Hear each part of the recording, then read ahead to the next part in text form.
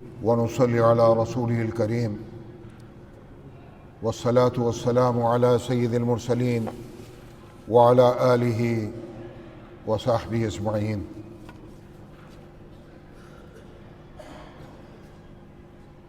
عزیزان محترم، انسان پر زندگی میں کئی بار ایسا وقت آتا ہے جب وہ اپنے آپ کو بے بس اور مجبور محسوس کرتا ہے۔ آج یہی حال دنیا میں مسلمانوں کا ہے، جہاں مسلمان سخت آزمائش اور امتحانی کیفیت سے گزر رہا ہے۔ غزہ، لبنان، سیریا، سوڈان، یمن، عراق، یہاں کے بے بس عوام دنیا انسانیت کو پکار رہے ہیں، لیکن حیوانیت کا یہ ننگا ناچ آج بھی برابر جاری ہے۔ غزہ میں ہزاروں شہید ہوئے، ہزاروں زخمی، لاکھوں بے گھر۔ اس تباہی اور بربادی کے بعد بھی مسلم ممالک بیدار نہ ہو سکیں تو اس کو کیا کہا جا سکتا ہے؟ فلسطین کے نوجوانوں، بزرگوں اور بچوں نے جس صبر کا مظاہرہ کیا ہے، ان کی اس جرأت کو سلام ہے۔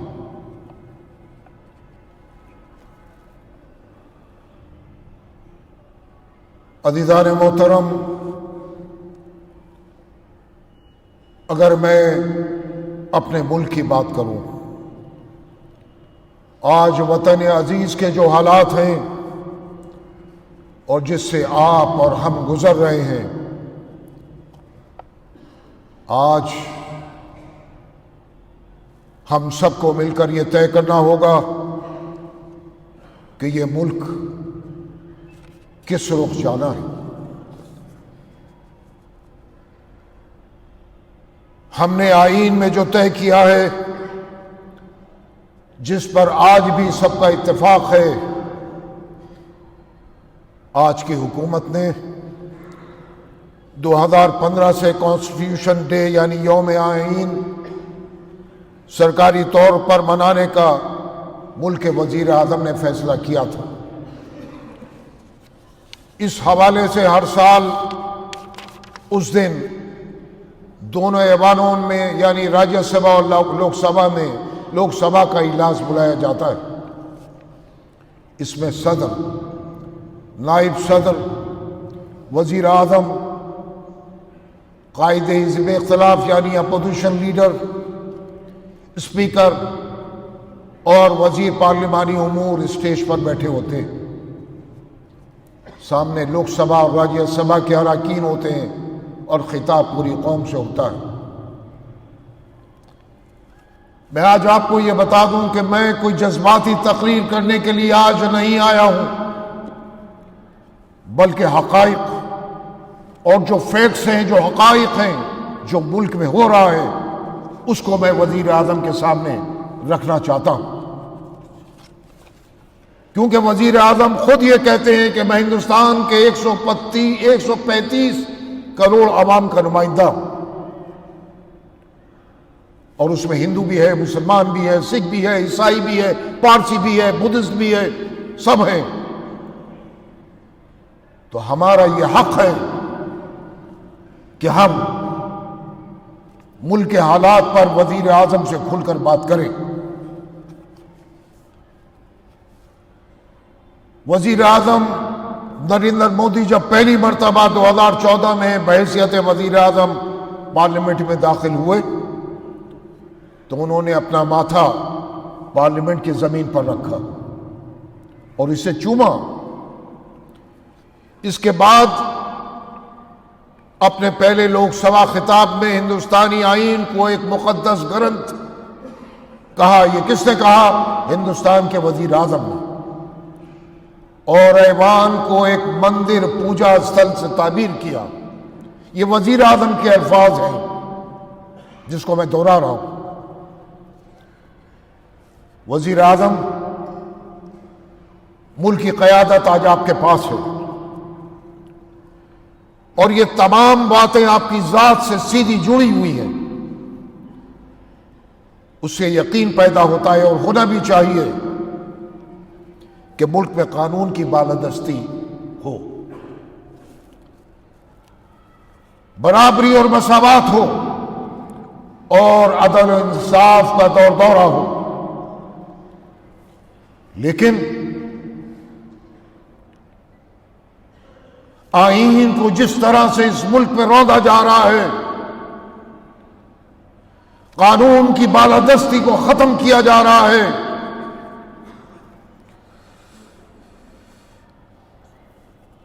اس سے ہندوستان کی اقلیتوں میں بالعموم اور مسلمانان ہند میں بالخصوص سابقہ چند سالوں میں احساسی محرومی پیدا ہوئی، اور ہر سیکولر انسان، اس ملک کا عوام، خصوصاً مسلمان، آج یہ کہتے سنا جا رہا ہے کہ اس ملک کا مستقبل کیا ہوگا، آنے والی نسلوں کے مستقبل کا کیا ہوگا، ہمارے بچوں کا مستقبل کیا ہوگا۔ ہم نے اور آپ نے اس ملک میں زندگی جتنی تھی گزار لی، اب رخصتی کا وقت ہے۔ میں اپنی ہم عمر لوگوں کے تعلق سے یہ بات کہہ رہا ہوں، لیکن جو نوجوان ہیں، جو نئی نسل ہے، اس کا مستقبل اس ملک میں کیا ہوگا؟ کیا مذہبی آزادی رہے گی؟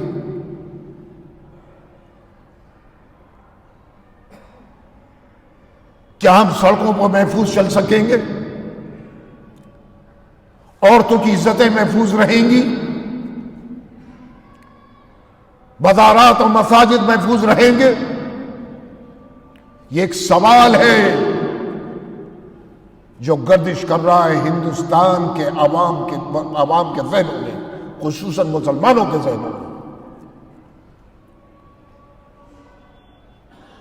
اور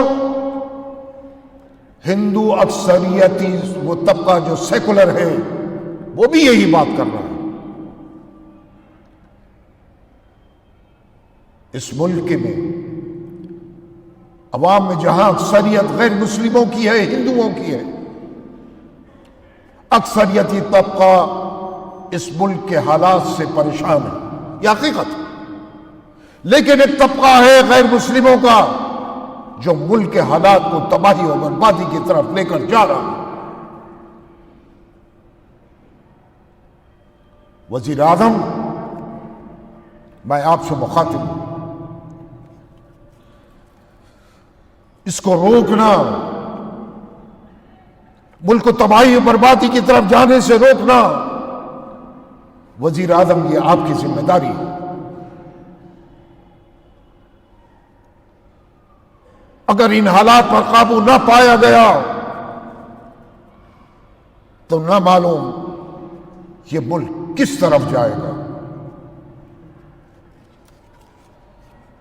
سابقہ چند سالوں میں یہ احساس محرومی ہندوستان کے مسلمانوں میں پیدا ہوئی ہے اور بڑھتی جا رہی ہے۔ اگر میں ماضی کی بات کروں تو ماضی میں اخلاق اور پہلو خاں کا واقعہ،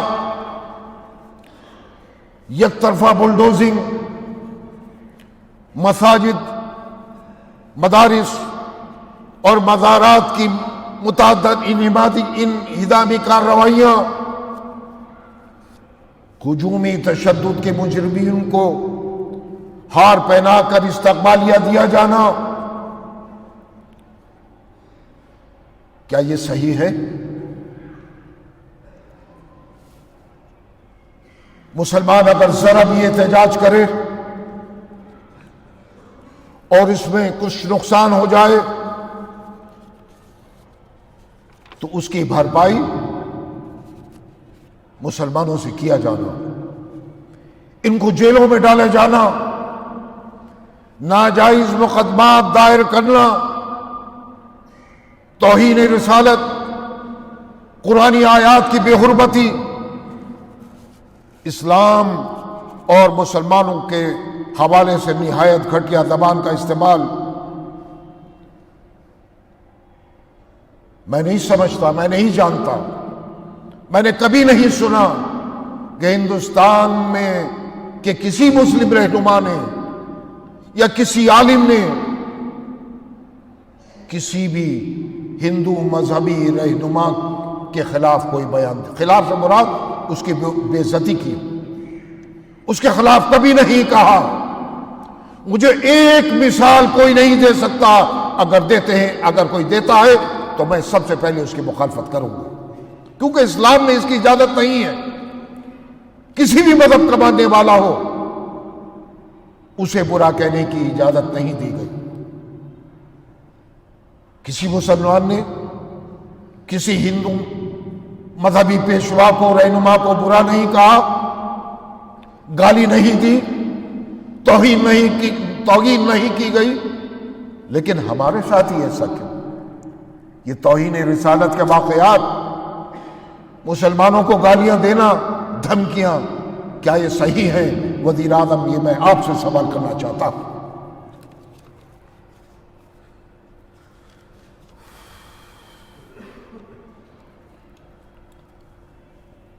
عزیزان محترم،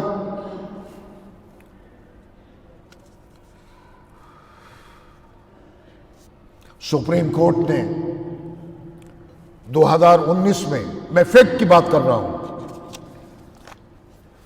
2019 میں بابری مسجد کے حوالے سے تمام زمینی حقائق مسجد کے حق میں ان کی نشاندہی کرتے ہوئے فیصلہ مندر کے حق میں دیا تھا۔ ہم روز اول سے ہی، یعنی ہندوستان کا مسلمان روز اول سے ہی عدالتوں کے فیصلے کو ماننے کی بات کرتا رہا ہے، اور اس نے ہمیشہ اپنے آپ کو اس کا پابند رکھا۔ کئی دہائیوں سے برابر یہ بات کرتے رہے ہیں کہ ہم عدالتوں کے فیصلے کو مانتے ہیں۔ عدالتوں کے فیصلے حقائق پر ہونے چاہیے، جذبات پر نہیں۔ ہندوستانی عدلیہ کی تاریخ میں یہ واحد فیصلہ تھا جو اکثریت کے مذہبی جذبات کی بنیاد پر حقائق سے گردانی کرتے ہوئے اس کے حق میں دیا گیا۔ ہندوستان کے مسلمانوں نے اپنا وعدہ نبھایا، عہد کی پابندی کی، کیونکہ وہ یہ کہتا رہا کہ عدالت جو بھی فیصلہ کرے گی ہم اس کو مانیں گے، اور اس نے اس فیصلے کو مانا، بادل ناخواستہ مانا اور چھو تک نہیں کی۔ یہی عدالت نے اپنے فیصلے میں اکتوبر 1991 میں بنے پارلیمانی ایکٹ، عبادت گاہوں کے تحفظ کا خصوصی قانون، places of worship special provision act 1991 پر خصوصی توجہ دیتے ہوئے واضح تنبیہ کی کہ اس ایکٹ کی روح سے مستقبل میں اس طرح کے مزید فتنوں کو نہ جگایا جائے۔ وزیر اعظم، یہ سلسلہ ختم ہونا چاہیے، لیکن ساتھ میں فیصلے میں کچھ ایسی گنجائش چھوڑ دی گئی جس کا غلط استعمال اب روز کا وتیرہ ہو گیا ہے۔ جامع مسجد بدایوں، کرناٹک، مدھیہ پردیش اور دیگر ریاستوں میں اس طرح کے دعوے اور سروے کی باتیں نہ ختم ہونے والا یہ سلسلہ شاہی جامع مسجد سنبھل اور سروے کی باتیں نہ ختم ہونے والا یہ سلسلہ خواجہ معین الدین چشتی غریب نواز کی درگاہ تک پہنچ چکا ہے۔ آخر ہم اس طرح کے معاملات کو کہاں تک لے جانا چاہتے ہیں؟ اب یہ سلسلہ سروے سے بڑھ کر دنگوں، ہلاکتوں، یک طرفہ زیادتیوں، قید و بند کی صعوبتوں اور نفسیاتی محرومیوں کی حدوں کو پار کرتا جا رہا ہے۔ سنبھل میں ایک ضلع میجسٹریٹ آنن فانن میں سروے آرڈر دیتا ہے، 2 گھنٹے میں اس پر عمل ہو جاتا ہے، سروے ٹیم تشکیل دی جاتی ہے اور اسی دن سروے بھی کر لیا جاتا ہے۔ میرے خیال میں ہندوستان کی تاریخ میں یہ پہلا سروے ایسا ہوا ہے کہ عدالت نے ایک ہی دن میں اس درخواست کو بھی ایڈمٹ کیا اور فیصلہ بھی دیا اور سروے بھی ہو گیا۔ مسجد کمیٹی، میں سنبھل کی بات کر رہا ہوں، سنبھل جامع مسجد کی مسجد کمیٹی جو براہ راست فریق ہے، اس کے صدر خود وکیل بھی ہیں، ان کو بھی نہیں سنا جاتا۔ ایسی جلد بازی کیوں؟ کیا کسی نئے فتنے کو جگانے کے لیے ایسا کیا گیا؟ یہ اپنے آپ میں ایک سوال ہے۔ جبکہ پرامن طریقے سے پہلا سروے کرایا گیا، کمیٹی کے لوگ، سنبھل لوک سبھا کے رکن ضیاء الرحمان برق وہاں موجود رہے اور خوش اسلوبی سے یہ پہلا سروے انجام پا گیا۔ ایک مرتبہ سروے کرنے میں فیصلے کی گنجائش تھی، لیکن پھر 2 دن بعد دوبارہ سروے بنا عدالت کی اجازت کے کیا گیا۔ اطلاعات یہ ہے کہ ڈسٹرکٹ میجسٹریٹ نے یہ آرڈر کیا دوسرے سروے کا۔ صبح نماز فجر کے وقت ٹیم وہاں پہنچتی ہے۔ اگر ٹیم میں صرف سروے سے متعلق اراکین ہوتے تب بھی ہمیں صبر آ جاتا، لیکن اس کے ساتھ غیر متعلق لوگوں کا نعرے لگاتے ہوئے مسجد میں داخل ہونا اس بات کا ثبوت ہے کہ نیت سروے کی کم، دنگے کی زیادہ تھی۔ عوام کا اس پر غصہ ہونا، احتجاج کرنا فطری تھا۔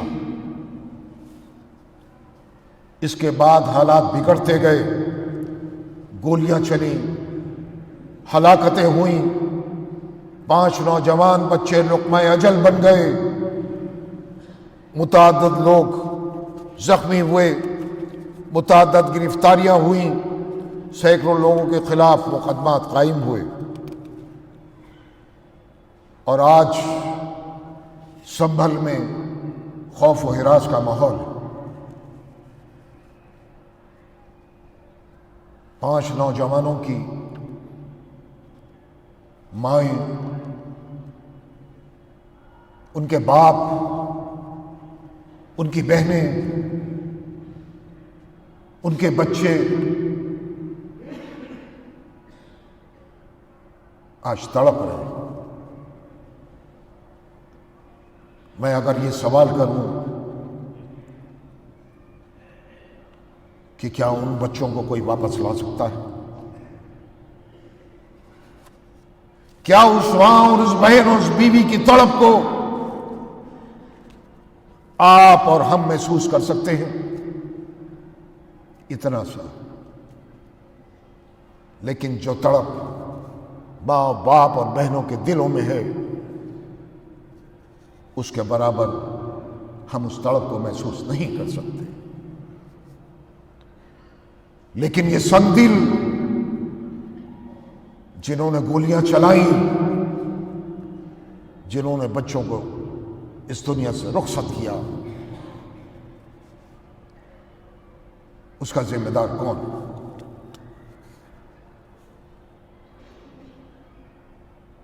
کیا ان مجرموں کے خلاف کوئی کارروائی ہوگی یا نہیں؟ یا اسی طرح ملک میں حیوانیت کا ننگا ناچ چلتا رہے گا؟ آخر میں میرا یہ سوال ہے، وزیر اعظم، یہ جو کچھ ہو رہا ہے اور جو اس کے کرنے والے ہیں،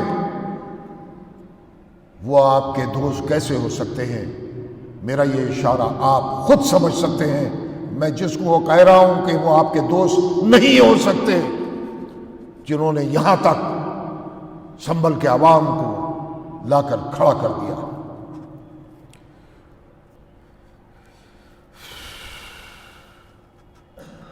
سپریم کورٹ کے فیصلے میں عبادت گاہوں کے تحفظ کے لیے جو اشاریے دیے گئے ہیں، ان پر عمل کرنا اور کروانا، یہ وزیر اعظم آپ کا کام ہے، تاکہ ملک میں یہ فتنے پیدا نہ ہو، اس کو روک لگانا، اس کو بند کرنا۔ اس حوالے سے ایک سخت موقف وزیر اعظم آپ کو لینے کی ضرورت ہے۔ اس روشنی میں جس کا ذکر آپ یوم آئین پر کرتے چلے آئے، آخر میں میں ایک بات وزیر اعظم آپ سے کہنا ضروری سمجھتا ہوں۔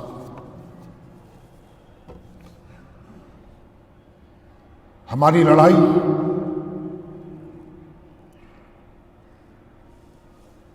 کسی پارٹی کے ساتھ نہیں، شکایت ہے اور شکایت رہے گی۔ جب تک ملک میں حیوانیت کا یہ ننگا ناچ رہے گا، ملک کے مسلمانوں کو یہ شکایت رہے گی۔ اس کو ختم کرنا آپ کی ذمہ داری ہے وزیر اعظم۔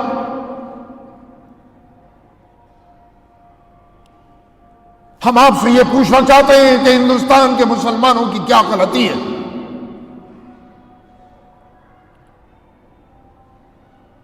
الزام لگتا ہے کہ مسلمان گو کشی کرتا ہے۔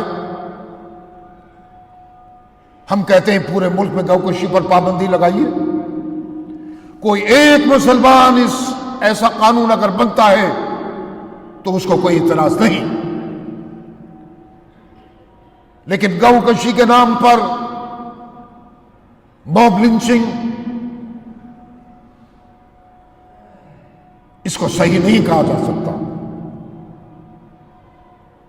آپ قانون بنائیے کہ کسی بھی مذہبی رہنما کی بے حرمتی کے خلاف زبان نہیں کھولی جائے گی، چاہے وہ مسلمان مذہبی پیشوا ہو، ہندو ہو، سکھ ہو، عیسائی ہو، پارسی ہو، بدھسٹ ہو۔ بنائیے قانون تاکہ کسی کی جرأت نہ ہو۔ یہ توہین رسالت کے واقعات ملک میں جو بار بار ہوتے ہیں، یہ سلسلہ بھی ختم ہونا چاہیے۔ اور میں آپ سے کہتا ہوں کہ آپ سے ہم کھل کر بات کرنا چاہتے ہیں، ایک دفعہ پہلے بھی کہہ چکا ہوں۔ آپ ملک کے 135 کروڑ کے عوام کے نمائندے ہیں۔ وزیر اعظم کسی ایک فرقہ یا کسی ذات کا نہیں ہوتا، وہ ملک کے عوام کا وزیر اعظم ہوتا ہے۔ آپ ملک کے وزیر اعظم ہیں اور تمام شہریوں کے نمائندگی آپ کر رہے ہیں اس ملک میں۔ ہم آپ سے کہتے ہیں، ہم آپ سے کھل کر بات کرنا چاہتے ہیں۔ میں اس کے لیے تیار ہوں۔ آپ سے بات نہ کریں تو کس سے بات کریں؟ 3 لوگ مسلمانوں میں آپ طے کر لیجئے اور 3 غیر مسلموں میں، ہندوؤں میں ہم بیٹھ کر بات کریں کہ بتائیے کیا شکایت ہے مسلمانوں سے۔ اگر کوئی شکایت ہے ہم اس کا ازالہ کرنے کے لیے تیار ہیں۔ جو ہندو مذہبی رہنما ہو وہ بھی ہمارے سامنے رکھے بات، ہم اس کا جواب دیں گے۔ کوشش کریں گے کہ شکایتیں دور ہوں اور ایک اپنا نمائندہ وزیر مقرر کیجئے جس کی موجودگی میں گفتگو ہو، تاکہ ملک میں نفرت کا یہ ماحول ختم ہو۔ اس نفرت کے ماحول نے ملک کو تباہی کی طرف پہنچا دیا. جیسا میں پہلے ذکر کر چکا ہوں اپنی آج کی تقریر میں کہ ہر شخص پریشان ہے. اپنے لیے تو ہے ہی، آنے والی نسلوں کے لیے وہ پریشان ہے. اس کو دور کیجئے. شکایتیں ہو سکتی ہیں، اس کو دور بھی کیا جا سکتا ہے. دو ملک آپس میں جب لڑتے ہیں اس کے بعد پھر ان کو ٹیبل پر آنا پڑتا ہے بات چیت کے لیے، چاہے وہ جنگوں کا ماحول ہو. ابھی آپ نے پڑھا ہوگا اخبارات میں کہ اسرائیل اور حزب اللہ کے درمیان ایک معاہدہ ہوا ہے. چاہے وہ وقتی معاہدہ ہوا ہو لیکن ہوا ہے. ہو سکتا ہے اللہ رب کریم ایسا ماحول پیدا کر دے کہ چاہے وہ غزہ ہو، چاہے وہ لبنان ہو، ہر جگہ امن کا ماحول آنا پڑتا ہے. یہ تو دو فرقوں کا معاملہ ہے، ہندو اور مسلمان. میں اکثریت کی بات نہیں کر رہا، اس فرقے کی، اکثریتی فرقے میں سے ان چند لوگوں کی جو ملک میں ایسا ماحول خراب کر رہے ہیں. اور میں اگر صفائی سے کہوں کہ آپ کی پارٹی کے لوگوں نے بھی کوئی کسر نہیں چھوڑی ملک کو گالیاں دینے، مسلمانوں کو گالیاں دینے میں اور ملک میں نفرت کا ماحول پیدا کرنے میں. آئیے وزیر اعظم اپنے سینے کو آپ چوڑا کیجئے اور مسلمانوں سے بات کرنے کے لیے ایک ماحول بنائیے تاکہ ملک میں فرقہ پرستی کا یہ ماحول، نفرت کا یہ ماحول ختم ہو سکے. یہ آپ کی ذمہ داری ہے، اس امید کے ساتھ کہ آپ اس پر سنجیدگی کے ساتھ غور کریں گے. وآخر دعوانا ان الحمدللہ رب العالمین. خدا آپ